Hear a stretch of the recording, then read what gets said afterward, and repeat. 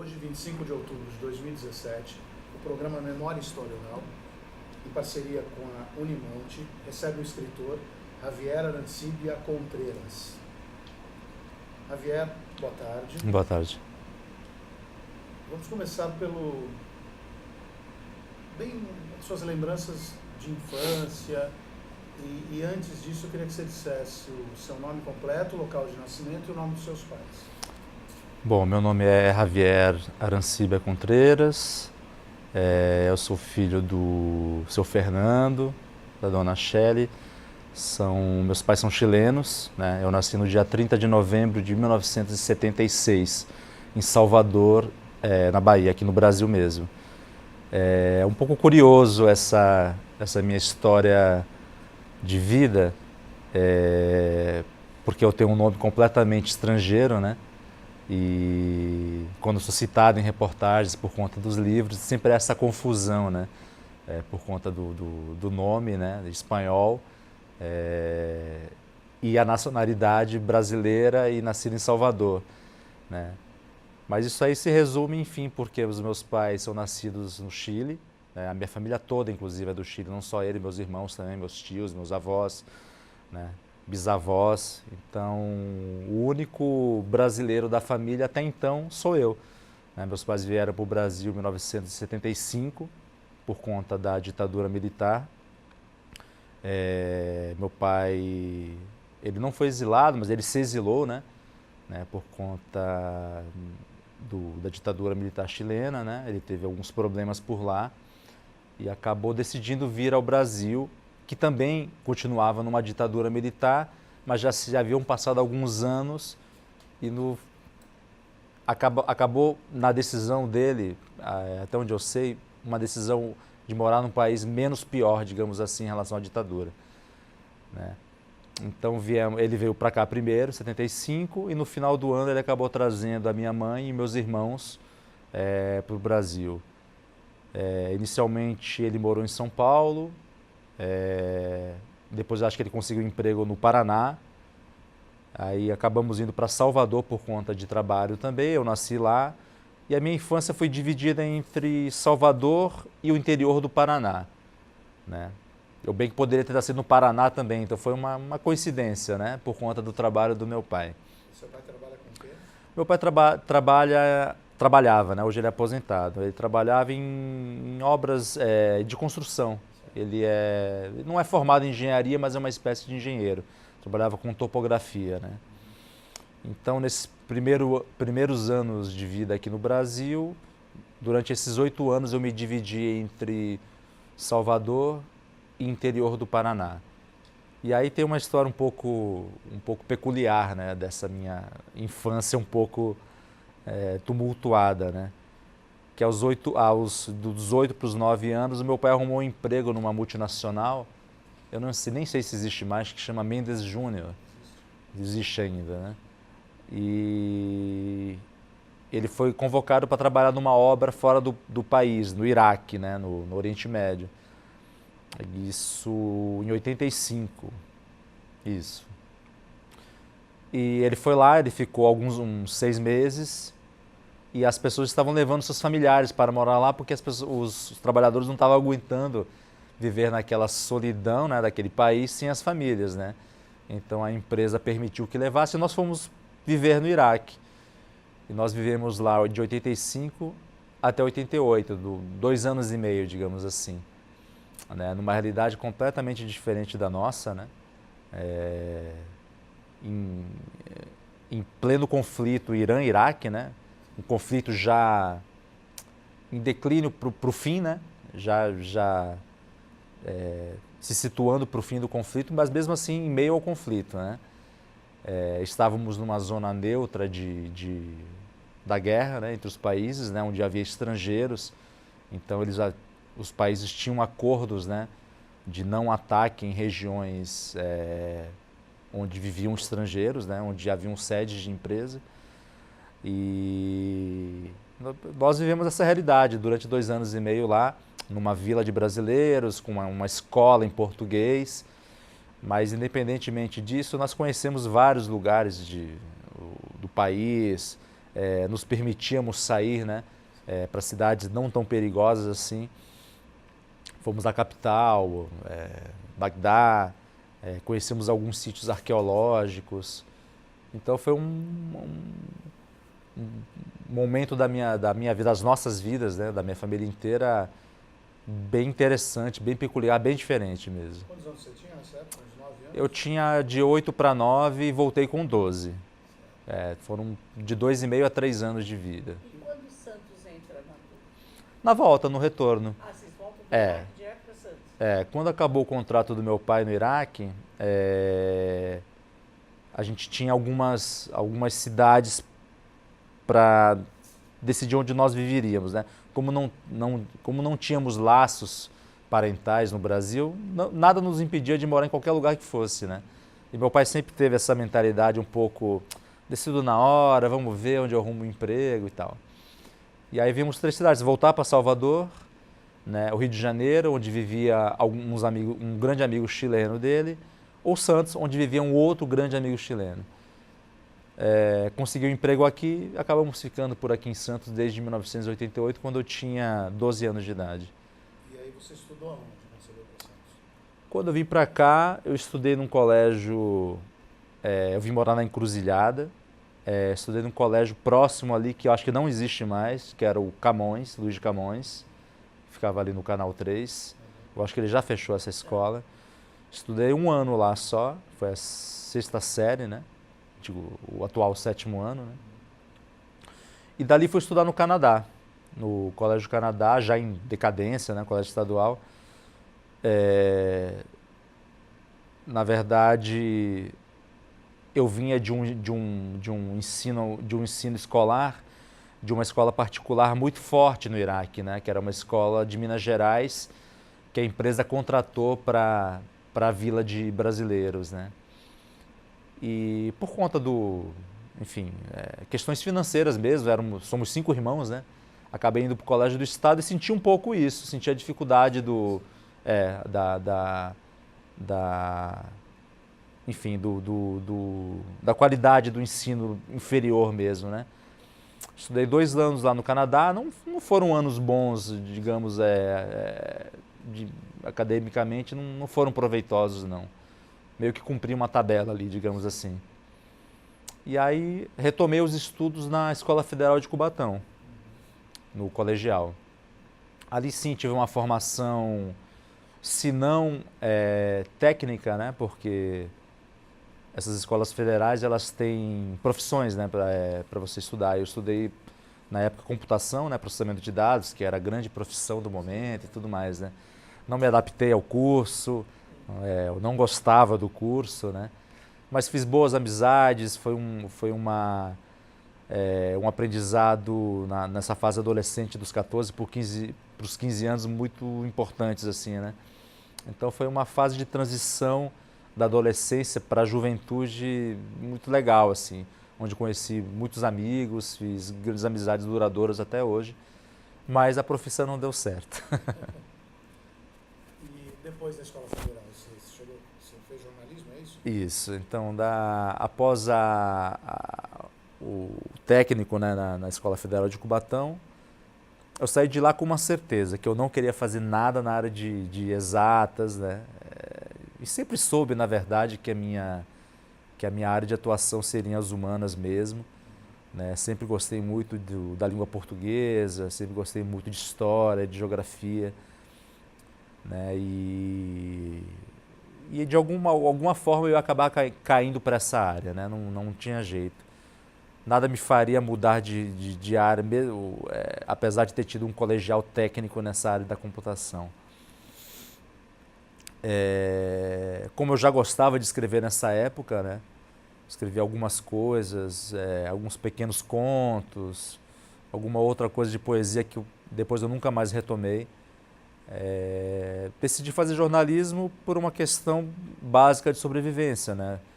Queria viver de escrever, e o que me pareceu mais fácil no momento seria trabalhar com jornalismo, tanto porque o curso de letras, apesar de eu poder me aprofundar nas questões da literatura, eu ainda não sabia que queria realmente ser um escritor, né? E me incomodava um pouco essa questão de ter que de haver a possibilidade de trabalhar como professor depois. Eu nunca me vi como um professor, né? Não gostava muito de conversar, enfim, não me sentia apto para trabalhar numa profissão que você tenha que cotidianamente estar dialogando com alunos, né? O jornalismo já é uma coisa diferenciada, né? Apesar de você trabalhar com a comunicação, é uma coisa até meio solitária, assim, você na sua entrevista, né? Claro que depois na redação tem todos os caminhos, né, que levam a notícia à definição, né? O seu texto, a edição, enfim, a publicação. Mas o jornalismo me pareceu algo mais interessante para mim naquele momento. E aí acabei estudando, prestei algumas faculdades de jornalismo, queria sair de Santos naquela época, mas por motivos financeiros e por alguns outros motivos também acabou não dando muito certo esse primeiro plano, e acabei estudando aqui na Universidade do Santa Cecília, né, na Unisanta. Atual Unisanta, na minha época ainda era Santa Cecília, né, e fiz 4 anos de jornalismo. Me formei em 1999, vai fazer quase 20 anos já, 18 anos de formado. E foi interessante, assim, engraçado, né, que eu sempre fui uma pessoa muito muito autodidata e muito de um aprendizado na prática, né? Isso, todas as fases da minha vida, inclusive até hoje, eu segui um pouco esse rumo. Eu nunca consegui me dedicar 100% à concentração em alguma coisa, assim. Sempre procurei alguns atalhos que me fizessem me aprofundar naquilo que eu estava estudando, mas que eu não queria seguir as regras e os padrões, no caso da universidade, né? Então eu digo que foram 4 anos muito legais, assim, eu gostei, fiz muitos amigos, mas talvez eu não tenha aproveitado ao máximo academicamente falando, né? A universidade. Talvez a universidade você faça num momento muito antecipado da vida. Não sei, eu entrei na universidade com 18 para 19 anos e eu não sei se a gente tem essa experiência, essa capacidade de se dedicar integralmente ali, né? Tem gente que tem, né? Eu não tive. Então foram 4 anos muito bons, aprendi muitas coisas, mas o jornalismo mesmo eu aprendi foi na prática. Ah, sim, mas isso é meio que regra, né? Sim. Na área de jornalismo. Talvez nas outras também, profissões, né? E aí você se formou e já... logo em seguida já eu comecei... foi trabalhar na área. Eu comecei a trabalhar com jornalismo, efetivamente, no meu 2º ano de faculdade, já em 97. Como eu queria muito fugir um pouco aqui da cidade de Santos, aprofundar os horizontes, eu procurava empregos em São Paulo, né? E acabei, por sorte, achando um emprego numa editora musical, chamava Editora Jazz, que fazia algumas revistas, publicações de música, várias, inclusive. Entrei lá como estagiário, trabalhei lá, eu acho que um ano e pouco. Foi muito legal, entrevistei muita gente do meio musical, fui em muitas coletivas. Você morava lá ou aqui? Eu morava aqui ainda, Subia subia e descia. e descia. Subia de manhã bem cedo, voltava no final da tarde, direto para a faculdade, casa, e era a rotina Essa foi a minha rotina basicamente da faculdade toda, excetuando o 1º ano. Aí no 3º ano, veio dar aula para a faculdade um professor chamado Renato Rovai, que o Renato Rovai hoje em dia ele é o editor da revista Fórum, né? E o Renato e eu nos tornamos amigos, né? Professor e aluno, e ele me convidou para trabalhar com ele na editora dele de São Paulo, na Publisher. Isso, que foi a editora inicial dele lá em São Paulo. E lá fui eu, engrenei. Publisher Brasil. Publisher Brasil, exatamente. Trabalhei com o Renato também, eu acho que mais de um ano e meio, até quase formado, né? Basicamente trabalhei esses 2 últimos anos da faculdade na Publisher Brasil em São Paulo, com jornalismo sindical, jornalismo político, indo para a rua, fazendo matérias de todo tipo, cobrindo greve, enfim. Um aprendizado jornalisticamente, intelectualmente, politicamente engajado e que fortaleceram bastante o pensamento, né, forjaram um pensamento que eu tenho até hoje, assim, né? E esse foi o meu momento de faculdade, foi basicamente esse, entre Santos e São Paulo. Quando eu decidi, né, você me perguntou se eu subia e descia, e no último ano eu acabei indo morar em São Paulo, no final do último ano da faculdade.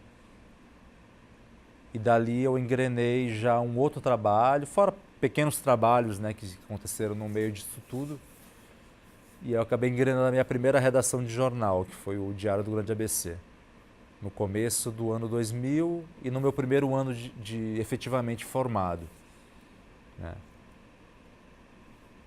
E daí surge uma nova história, né, na minha trajetória enquanto jornalista, porque quando você entra numa redação de jornal, principalmente no caderno de cidades, né, que é onde praticamente entra todo Foca, né, e acabam te empurrando para as notícias que quase ninguém quer fazer, que no caso, por sorte minha, né, porque tem muita gente que acaba indo fazer cobertura de buracos da cidade e tudo mais. Eu fiz muito pouco buraco. Na verdade, eu acabei sendo empurrado para o jornalismo policial, para a reportagem policial, e ali fiquei. E ali fiquei durante 3 anos e gostei da coisa, né?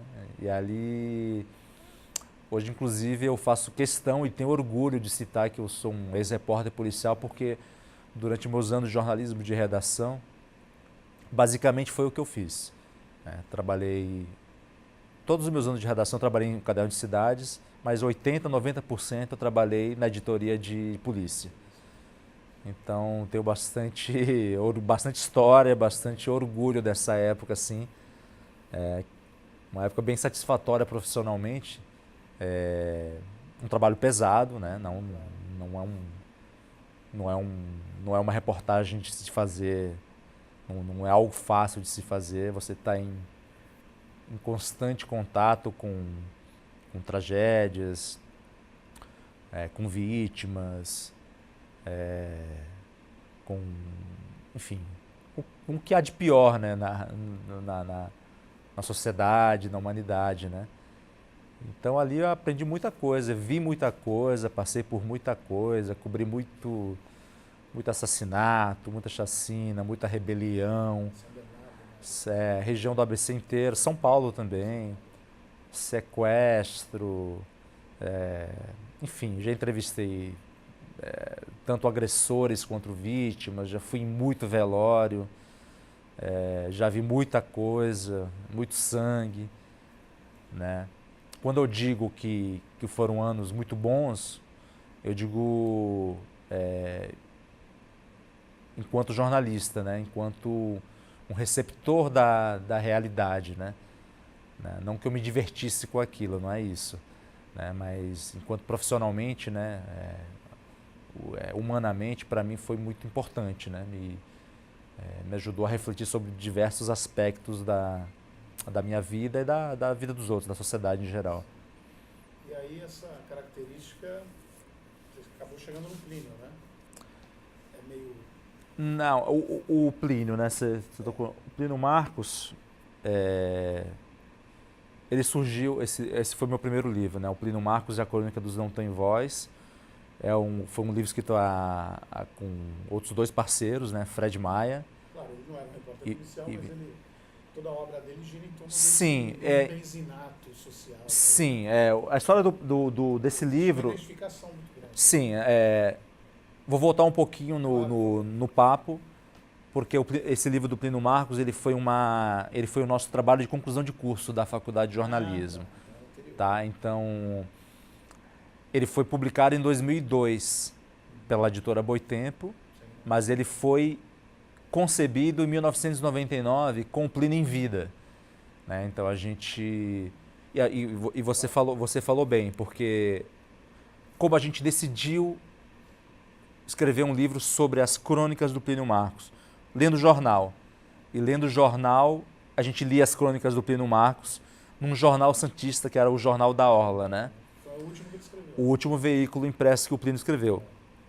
E a gente descobrindo um pouco mais sobre o Plínio Marcos, né, tudo o que ele fez, né, nos anos 50, 60 e 70 pelo teatro brasileiro, a gente se perguntou, né, por que o Plínio Marcos está escrevendo só para o Jornal da Orla em Santos?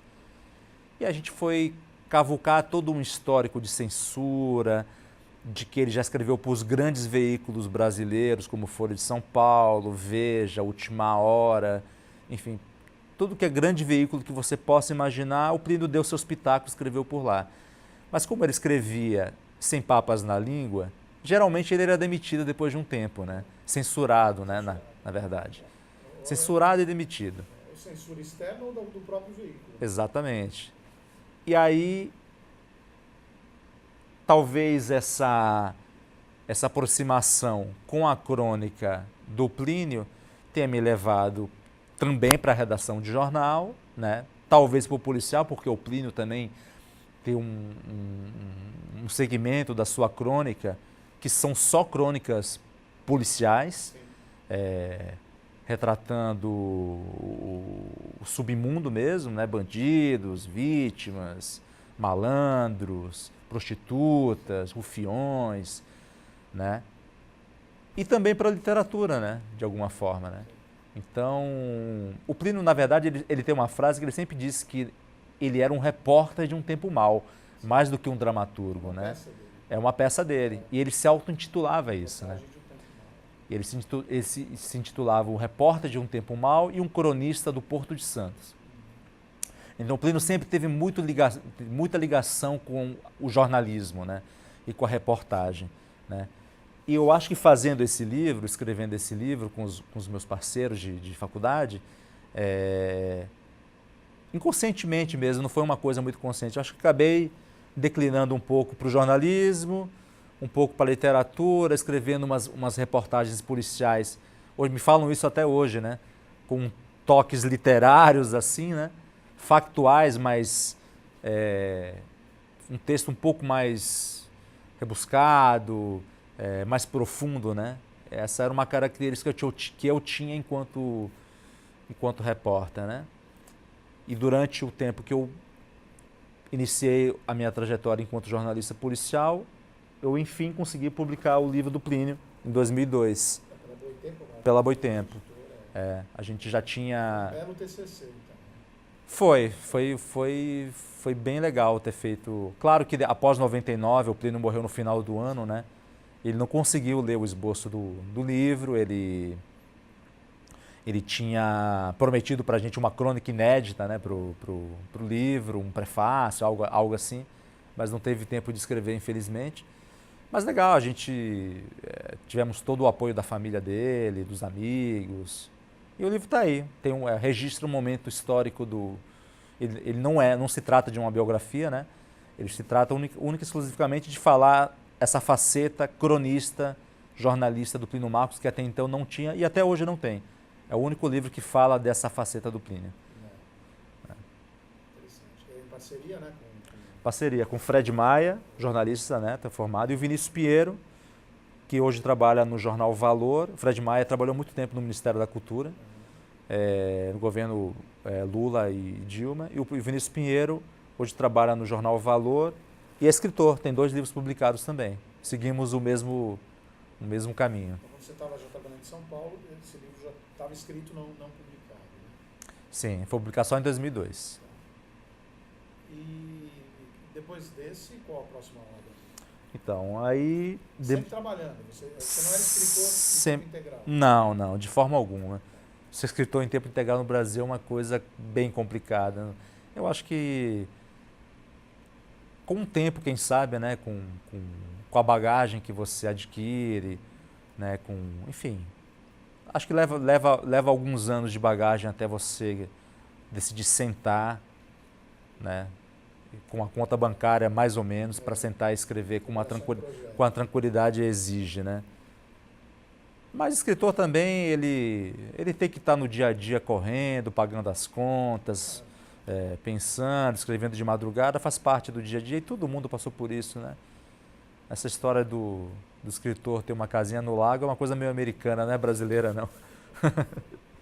E aí, durante esse processo jornalístico, trabalhando na grande imprensa, fui escrevendo esse livro, que é o meu segundo romance, que é o Immobile. Esse livro foi escrito entre o período final do Plínio Marcos, 2002, e 2007. Levou uns 5 anos para ser escrito, entre idas e vindas, né? Não corrido porque... Acho que porque também eu estava nessa correria do jornalismo diário, que ocupa muito tempo, né? Você trabalha no mínimo 12 horas por dia. Eu tinha casado também, estava com um filho pequeno... enfim, as coisas da vida que não consegui me dedicar integralmente ao projeto do livro, né? Engraçado que eu só consegui finalizar esse livro porque eu fiquei um tempo desempregado. A verdade é essa. Senão talvez eu não tivesse nem terminado, ou tido tempo de terminá-lo. Foi um tempo que eu saí, fui demitido, teve um passarário em alguma redação que eu não me lembro qual, talvez do próprio Diário Grande ABC, e eu acabei ficando alguns meses em casa. E aí eu tive a oportunidade de sentar e finalmente finalizar esse livro, né? Que é um livro que me deu bastante alegria, porque eu mandei ele para algumas editoras médias, tive algumas negativas, ou não obtive respostas. E eu enviei para uma editora que até hoje é uma grande descobridora de talentos, né? Que é a Sete Letras, no Rio de Janeiro, né? O Jorge Viveiro de Castro. Sete Letras é uma editora pequena, muito guerreira, né? Muito parceira dos seus autores, né? E de muita qualidade editorial. Como hoje em dia temos em São Paulo a Patuá, temos a Reformatório, né? Que são editoras, creio eu, não tenho certeza, posteriores às Sete Letras, mas que eu acho que adquiriram o mesmo perfil de descoberta de novos valores, né? Tiragens pequenas, né? E estão sempre aí nas premiações literárias, enfim. E aí o Jorge Viveiros leu o meu livro, gostou do livro, né? Aprovou e publicou o livro em 2009, ou 2008, o livro foi publicado. Tiragem pequena, se não me engano. Immobile, sim. Se não me engano, esse livro não chegou a tiragem nem de 1000 exemplares, se não me engano, acho que foram 800 exemplares. E ele teve uma boa repercussão, que ele foi indicado ao Prêmio São Paulo de Literatura de 2009, né? Categoria estreante. Eu tenho bastante orgulho desse livro, porque é um livro do qual eu me dediquei muito, né? Talvez não, né? Em momentos esparsos, né? Foi um livro escrito aos picadinhos, né? Não foi um livro que eu entrei de cabeça, né? Mas por conta disso mesmo, né? Eu tenho um carinho por ele porque tudo que eu queria sintetizar numa história, num romance, todas as homenagens que eu gostaria de fazer para os meus heróis literários está nesse livro, né? Ele é um livro que na minha adolescência mudou bastante a minha vida, foi ter lido o livro Estrangeiro, de Albert Camus, né? A gente vai falar sobre suas influências. E esse livro ele é altamente influenciado pelo Estrangeiro, né? É uma espécie da minha homenagem a esse livro do Camus, que mudou a minha visão literária, né? que me fez ler mais, que me fez entrar nesse universo. Então, é um livro que na verdade, assim, é a minha homenagem, a minha estreia literária, de um jeito que realmente eu quis escrever, sem nenhuma interferência, sem nenhum pensamento em comercial, se as editoras iriam aceitar ou não. Inclusive eu faço isso até hoje, na verdade. Mas é uma liberdade criativa absoluta. Então, foi uma estreia... Gloriosa. É. Tá vendo aqui Conan Doyle, Dashiell Hammett, né? Como influência também. Então, essas influências... Deixa eu voltar um pouco mais no tempo aqui, né? Sawyer, Moby Dick. São... Mais na adolescência, né? Assim, eu não tive um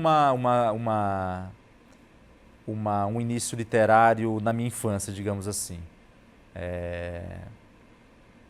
Meus pais sempre leram, a gente também, né? Mas nada que me fizesse entrar nesse universo de cabeça, né? Eu tive uma infância muito criança mesmo, muito de andar na rua descalço, jogar bola. Então, eu não tive muito esse apego, né? Esse apreço aos livros na minha infância, né? Nunca li Monteiro Lobato, não tive mesmo essa... O máximo que eu li na minha infância foram os livros de escola, os vagalumes, né? Que gostei muito as crônicas, para gostar de ler e tal. Eu comecei a ter uma identificação maior com a literatura quando fui morar no Iraque, por volta dos 10 anos, né? Que ainda é infância, né? Simplesmente porque lá não tinha muita coisa que se fazer, né? Fazia um calor absurdo, uma coisa de 50 graus, 52, 54, né? Para você ver, as nossas casas eram casas como se fossem trailers, assim, pré-fabricadas e tal. E cada casa tinha, eu acho que 6 ou 7 ar-condicionados. Todos os ambientes tinham ar-condicionado, todos, né? E era aqueles ar-condicionados de caixa ainda, né? Então, claro, obviamente que a gente brincava e tudo mais. Mas foi um tempo que eu comecei a me interessar mais por livros. Porque a gente ficava muito em casa também, porque não tinha muito o que se fazer, né? Não havia cinema, se você era para a rua era 55 graus na cabeça, não tinha clube, não tinha praia, não tinha piscina, não tinha nada. Então, foi a partir daí que eu comecei a ler alguns romances de aventura, algumas adaptações, Os Três Mosqueteiros, Moby Dick, Sherlock Holmes, Conan Doyle, Agatha Christie, essa linguagem mais, né, esse gênero mais policial e mais gênero de aventura, né? Quando eu voltei para Santos, esse hábito já estava adquirido, né? Então, aos 12 anos, eu já era um leitor corriqueiro, né? Então, não tive dificuldades em ler os livros adotados pela escola e também ir atrás dos meus próprios livros, né? Em sebos da cidade, né? Eu ia muito em sebo, né? Então, eu tinha uma coleção enorme de sebo que eu acabei doei muitos livros meus, livros velhos, enfim. Não tenho tanto apego com o livro, com o material do livro, assim. Então, eu gosto, às vezes eu dou mesmo. E foi a partir dessa idade que eu comecei a pegar esse hábito com a leitura, né? E a partir dos 16, 17 que eu comecei a ler alguns autores um pouco mais profundos, né? Como o Camus que eu acabei de citar. O Immobile você comentou que foi o seu segundo romance ou o primeiro? Primeiro romance. Segundo livro, primeiro romance. Depois do Immobile, O Dia que Eu Deveria Ter Morrido. Sim, Eu Devo Ter Morrido, que é esse livro. Turquia, né? Esse livro tem muito desses meus anos enquanto jornalista, né? Porque o personagem principal é um jornalista, na verdade ele é um chefe, mais do que um jornalista, é um chefe de redação, né, de um grande jornal de São Paulo, né, e ele acaba entrando num furacão de reminiscências da sua vida, né? É um livro que ele tem um fluxo temporal, narrativo muito fugaz, assim. Ele vai e volta muito. Você não sabe se o pensamento do personagem o que ele está dizendo é verdade ou não. Então o tempo vai e volta, né? Ele acaba indo para a Turquia. Ele se torna, enquanto jornalista, ele acaba se tornando, depois de entrevistador, né? Enquanto jornalista, ele se torna o entrevistado, né? Ele se torna o personagem da matéria, né? Porque ele é o único sobrevivente de um atentado terrorista ocorrido em Istambul, né? Então, quando ele retorna ao Brasil, tem essa grande reviravolta na vida dele, né? E ele é um cara já meio abalado psicologicamente, com alguns fatores pessoais, como o sumiço da mulher dele e tudo mais. Então é uma troca de papéis, né? O livro fala disso, né? Então quando ele vem para cá, ele entra no circo jornalístico do outro lado, né? E ele não aguenta o tranco, ele acaba se isolando, né? Indo para uma cidade do interior tentar entender o que está acontecendo com ele, né? E é um livro que leva muita experiência dessa de redação, né? Os meus amigos que leem o livro, né, que trabalharam comigo em época de redação, eles se identificam bastante com o personagem e com a ambientação da história, né? Porque sempre tem, né, não que seja não que o personagem seja eu, mas sempre tem elementos da sua vida, não tem como fugir disso, né?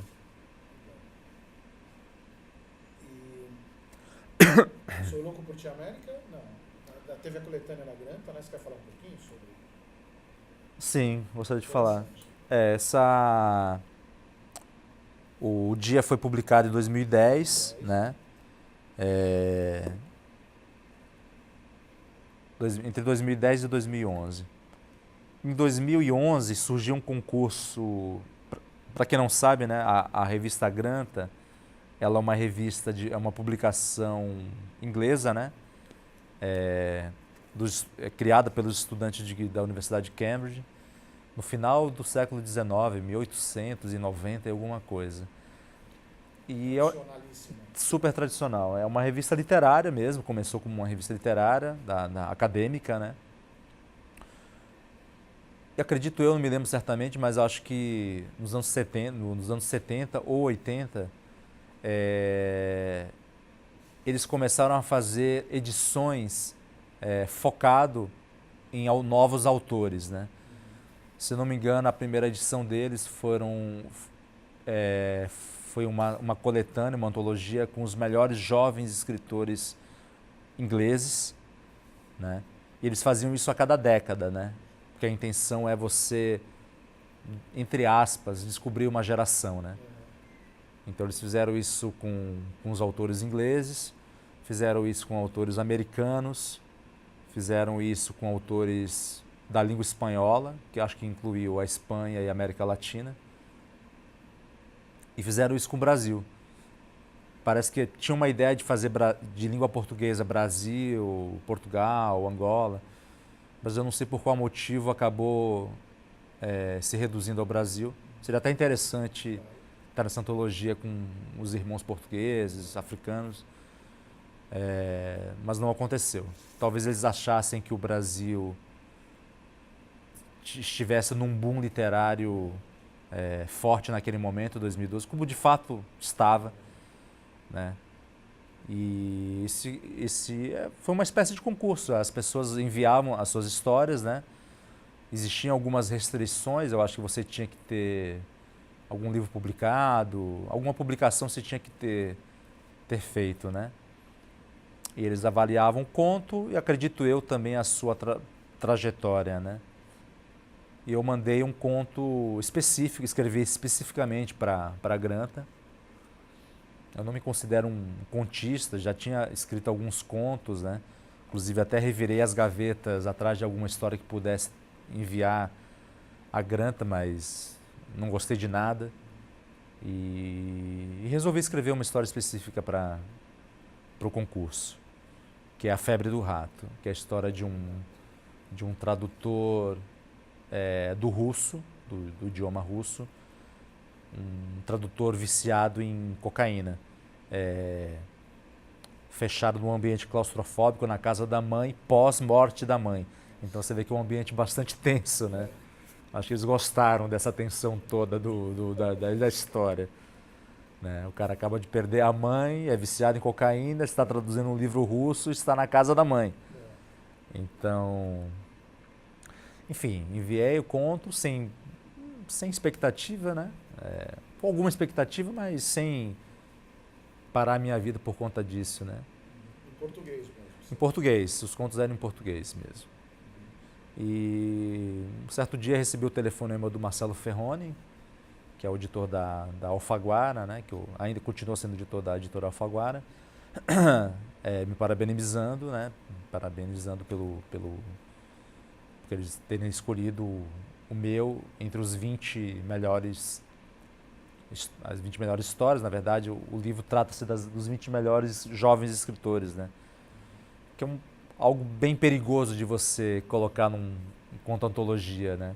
Houve muita discussão na época, né? Muita reclamação, muito mimimi, né?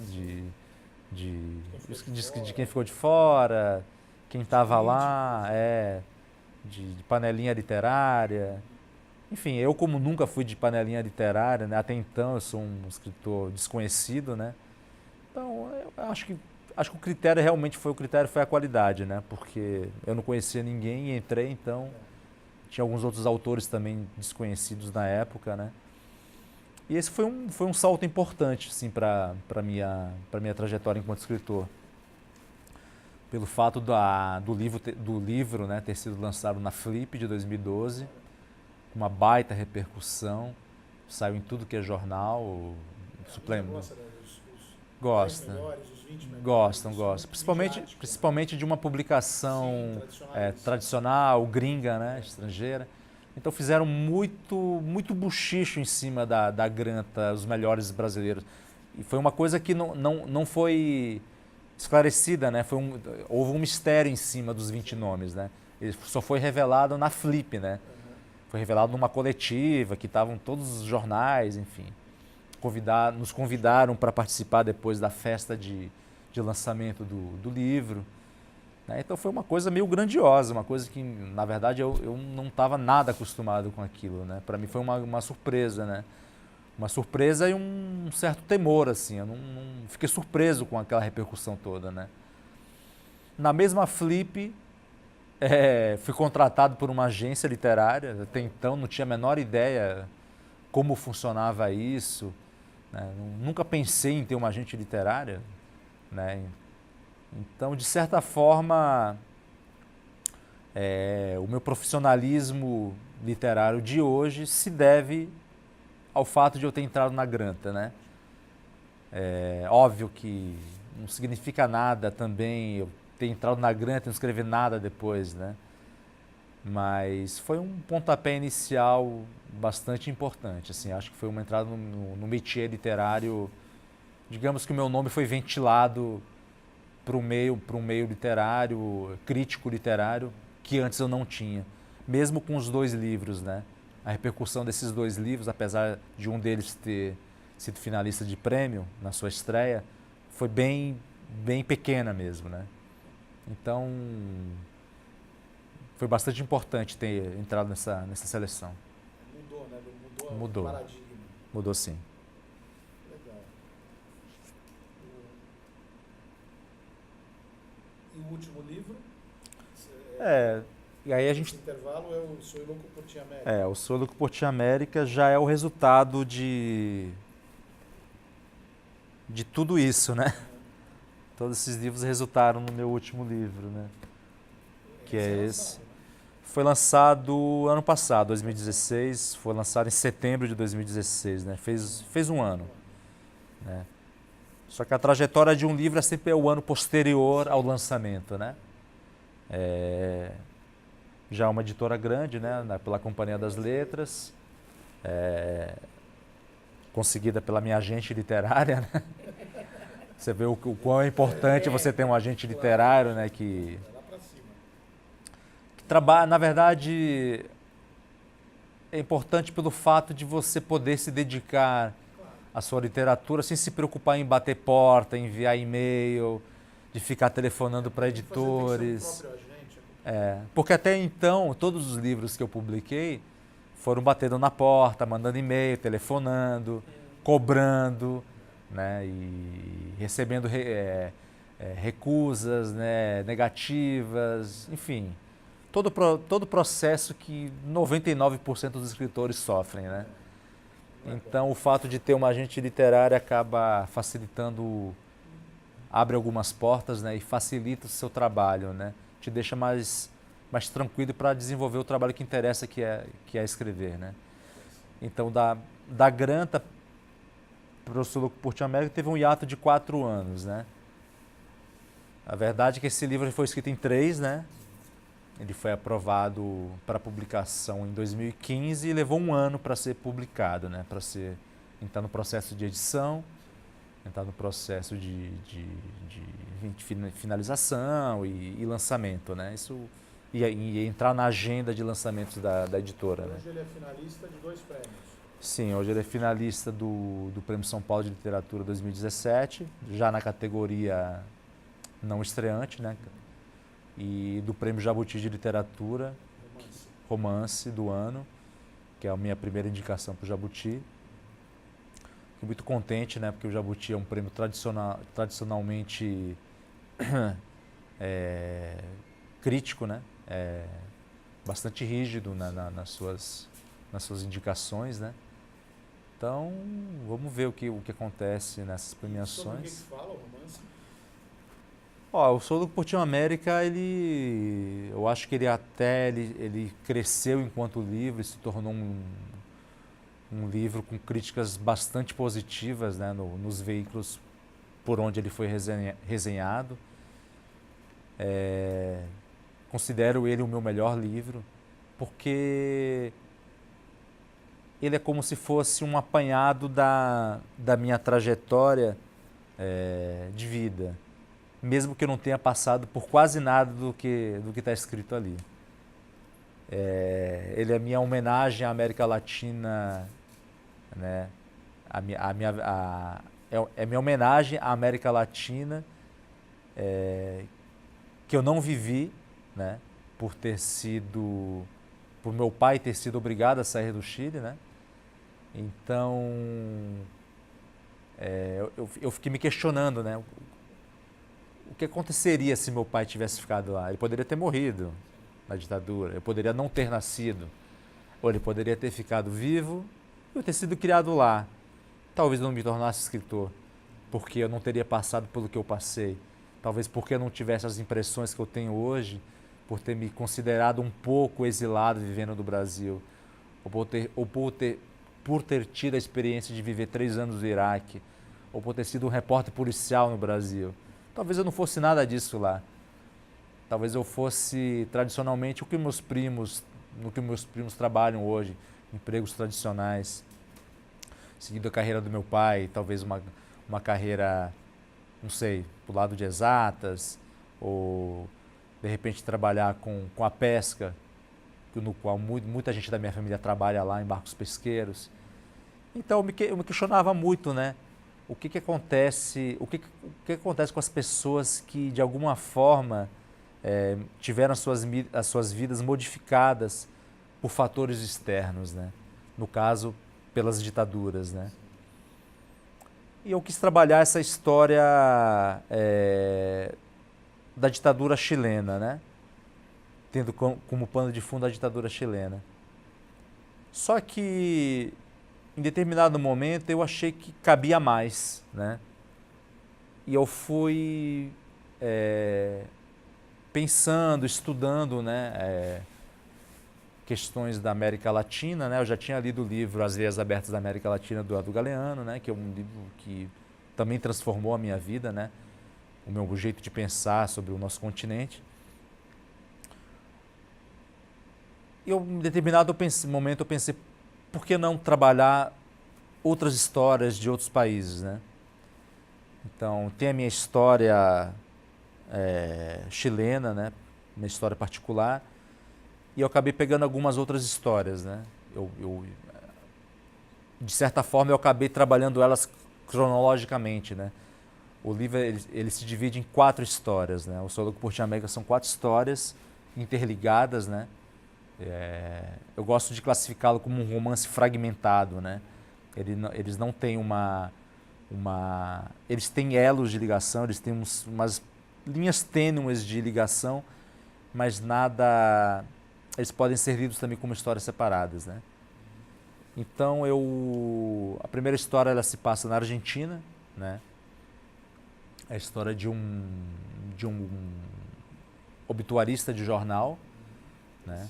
Que é uma coisa que sempre gostei, sempre me interessou essa coisa dos textos de obituários, né? Inclusive tem um livro muito bom que chama Os Obituários do New York Times. Isso. Um livro fantástico, assim, você lê aqueles obituários, você não acredita, são histórias das pessoas. É o início do jornalismo literário, né? E uma coisa que eu não sabia, é que lá fora os jornalistas se estapeiam para trabalhar nos obituários, pelo menos naquela época, né? Era uma distinção, né? Exatamente, era uma distinção trabalhar nos obituários, porque você podia trabalhar aquele seu texto literário e tudo mais. Na época do jornalismo literário. Muito antes do sujeito morrer. Exatamente, né?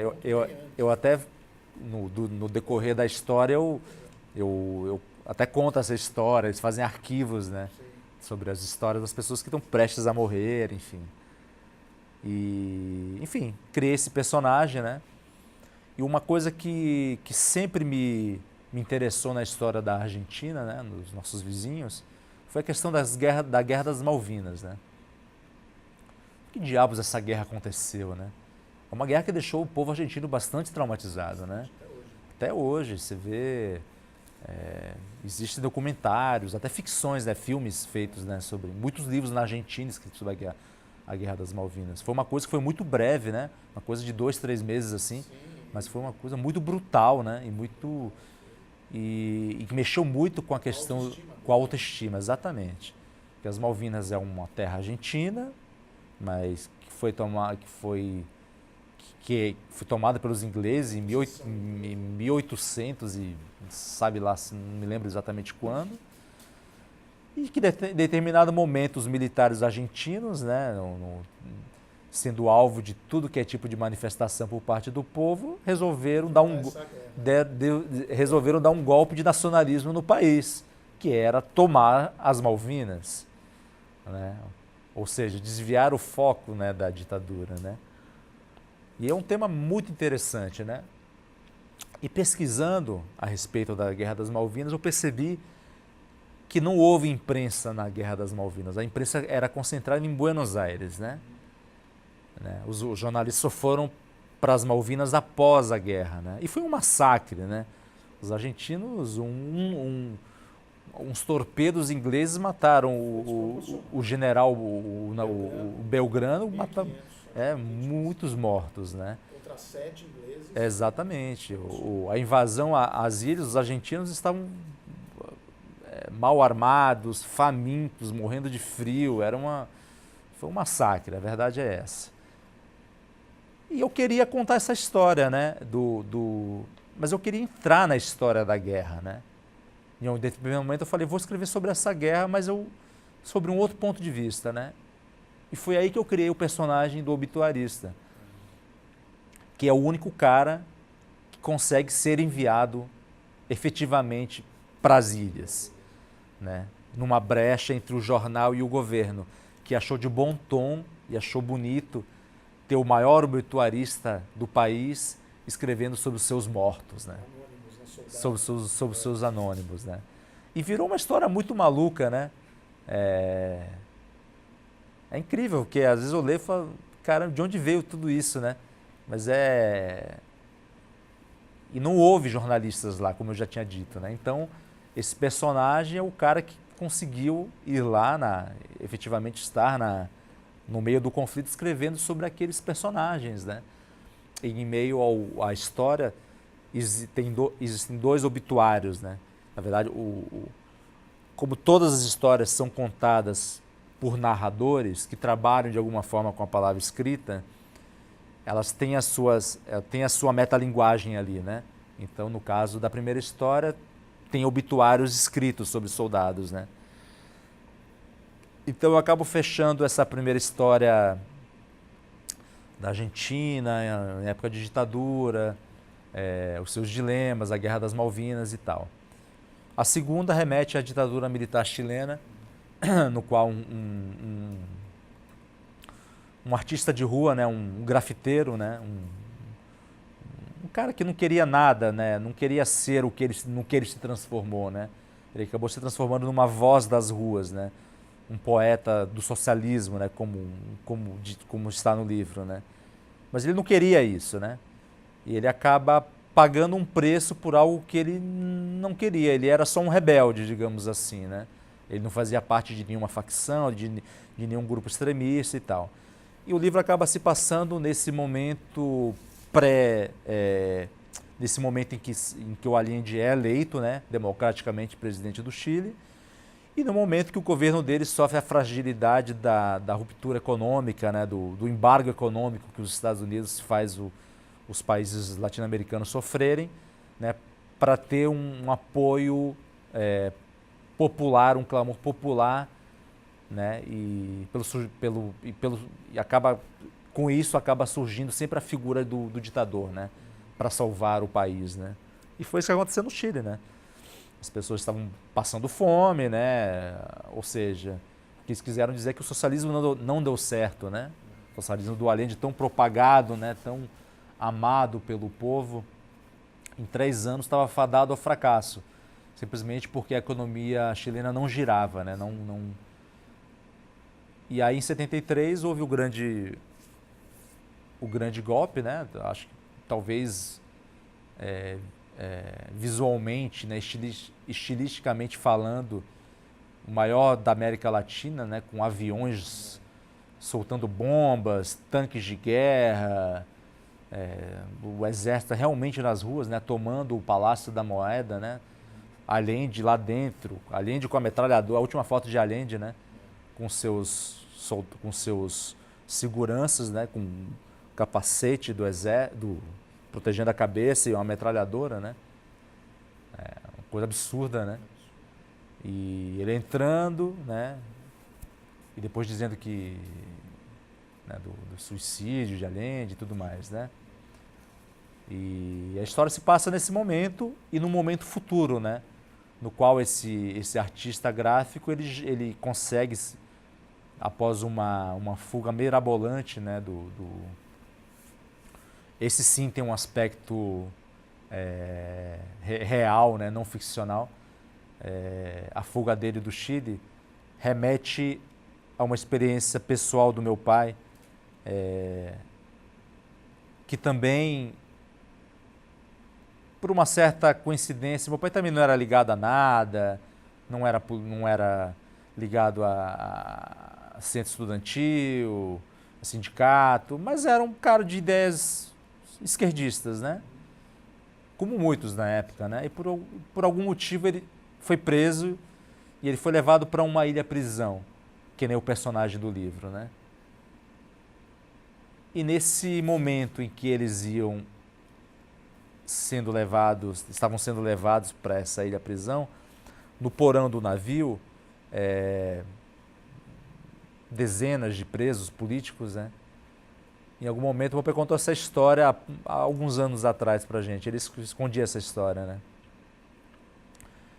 Que em algum momento uma liderança ali, né, naquela escuridão do porão, levantou a possibilidade deles tomarem um navio. Porque eles já sabiam que naquela ilha os presos eram fuzilados, né? Era uma ilha prisão, mas era uma ilha de fuzilamento também, né? E eles conversando ali no calor da coisa, vamos tomar o navio, vamos subir, vai morrer um monte de gente, mas alguns vão conseguir escapar. No fim das contas não houve um motim, foram todos para a ilha, teve fuzilamento mesmo, alguns foram presos, e meu pai, por sorte, foi reconhecido por um militar que era da vizinhança, né, de onde ele era casado com a minha mãe, que acabou dando um jeito dele sair, né, da ilha, e na sequência ele já veio para o Brasil, né. Então eu uso essa história, claro, eu transformo essa história no livro, né? No meu livro há o motim, né? O motim, ele efetivamente acontece, né? E a fuga desse personagem é por conta do motim, né? E anos depois ele acaba assumindo uma nova identidade em Londres, né? Onde realmente muitos chilenos foram parar. Em Londres, na Suécia, mas a história se passa em Londres. E ele se torna um grande artista também, mas com uma outra identidade, né? E 20 anos depois, ele encontra um desafeto da época da ditadura, também irreconhecível como ele, mas de alguma forma eles acabam se confrontando. E a história, basicamente, ela vai e volta, né? E como ele é um poeta, eu estava falando da metalinguagem das histórias, a história também é permeada por um poema, né? Por um poema dele mais velho, já retornando ao seu país de origem. Né? A terceira história, ela se passa no Brasil, né? Elas têm uma certa ordem cronológica, né? Ditadura argentina, Malvinas, aí ditadura chilena e anos 90 na Inglaterra. E essa história do Brasil começa nos anos 80, né? Que é a época da redemocratização do Brasil, né? Da abertura política, né? Da anistia, do começo da anistia, no final dos anos 70, né? Na visão de um jornalista canalha, né? É um jornalista chapa branca, né? Como se diz, né? Então é um jornalista que trabalha para um grande jornal brasileiro, né? Conta um pouco da sua trajetória, né? Como ele conseguiu galgar os degraus para se tornar um grande jornalista, como efetivamente teve nos anos 80. Hoje os caras que você vê hoje nos grandes veículos, da Globo News, sei lá, o Globo, Folha, muitos caras fizeram o papel, né, de porta-vozes da ditadura na época, né? E esse meu personagem é inspirado nesses jornalistas de hoje, né? Então é um jornalista chapa branca que cresce à medida que faz matérias chapas brancas com o governo militar, né? Se torna o queridinho do general Figueiredo, né? E por conta disso ele se torna o primeiro chefe de sucursal em Brasília, né? Na época da redemocratização, quando já se podia falar sobre certos assuntos, as diretas já estavam surgindo, o PT estava surgindo, o Lula estava surgindo no cenário, Fernando Henrique Cardoso, enfim, tudo que a gente conhece que depois viraram os presidentes do Brasil e tudo mais. E é um pouco sobre isso, a história fala um pouco sobre esse momento aí dos anos 80, né? Essa maluquice que foi, né? Essa mudança gradativa, né? Mas meio maluca, né? Porque os anos 80 também foi um momento de boom econômico, né? Mundial, né? Aconteceram muitas coisas. E trata um pouco, como as outras histórias, também retrata esse momento e um momento futuro de decadência desse personagem, né? Não como os de hoje em dia, mas esse personagem ele entra num processo de decadência por uma situação que se revela na última história, né? Que é um movimento tecnológico que usa um movimento que usa a tecnologia para ridicularizar personalidades públicas, né? Então esse jornalista, em algum momento da sua trajetória, né, depois do seu grande auge, da sua presença nos grandes momentos históricos do Brasil, que até na história é contada como a primeira grande eleição pós-ditadura, né, em 89, eleições de Fernando Henrique Cardoso, eleição de Lula, né? Nesse momento ele tem a grande ruptura da vida dele, ele é ridicularizado nacionalmente, né? Por conta desse movimento anárquico, né? Que usa a tecnologia para desmascarar essas personalidades que eles julgam, né? nocivas, digamos assim, para a sociedade, né? E aí a história desse jornalista meio que entra finaliza nesse caminho, né? Também tem a questão da metalinguagem, ele tenta fazer a sua última grande reportagem, né? Num jornal de terceira categoria, né? Ele já no ano 2000 e alguma coisa. Um jornal no que seria hoje sei lá, um Hora Popular do Rio, algo assim, um jornal daqueles que espreme e sai sangue, né? Então, a redenção dele seria escrever essa última grande reportagem, no qual o personagem principal é um senador envolvido com uma seita antiga, enfim. E a última história fala sobre esse movimento, né? Que ridicularizou o personagem na terceira história. Basicamente é um movimento criado por jovens na cidade do México, né? Liderado por um jovem milionário mexicano, descendente de alemães, neto de nazistas, né? E que tem um ódio profundo pela sociedade moderna, né? Então ele odeia propagandas institucionais, ele odeia os garotos de propaganda de comerciais de televisão, de banco, odeia formadores de opinião. Então isso aí vai alimentando um processo, né, que culmina na formação, meio que sem querer também, desse grupo, digamos, de terrorismo tecnológico, né, que acaba se propagando para além das suas fronteiras e invadindo toda a América, até o mundo, né. O final é um final meio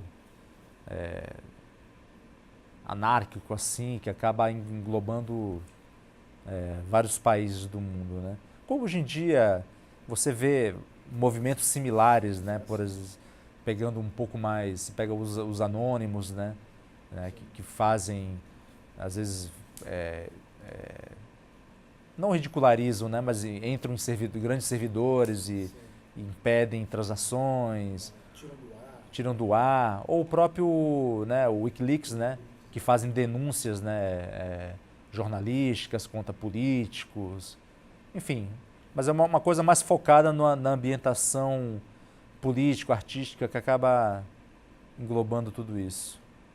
Então, são 4 histórias então, que acabam se cruzando em determinado Elas acabam se cruzando, né? Todas elas, em algum momento, elas têm a sua linha de interação, assim. Cinematográfico, né? Ele tem um apelo, já me disseram isso, por isso que eu concordei com você. Lógico, é só um comentário. Legal. E hoje, como é que é o teu cotidiano? Você tem outro trabalho além de escrever? Você está se dedicando? Eu quando saí do jornalismo de São Paulo foi pouco tempo atrás, 2012, 2013. Acho que foi após a Granta, 2012, 2013. Cheguei em comum acordo com a minha mulher, né, de me dedicar mais à literatura. E por sorte, ela tem uma livraria no Guarujá. Né, vocês são do ramo livreiro.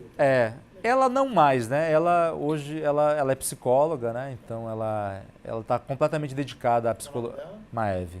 E o seu filho? Tenho 2 filhas. 2 filhas? Alice e Sofia. E ela se dedica completamente à área de atuação dela e eu me dedico à livraria no nosso dia a dia. Então eu consigo conciliar bem a livraria, que é no Guarujá. Fica em Vicente Carvalho. Legal. Então... Onde está a vida de Guarujá? Né? Exatamente.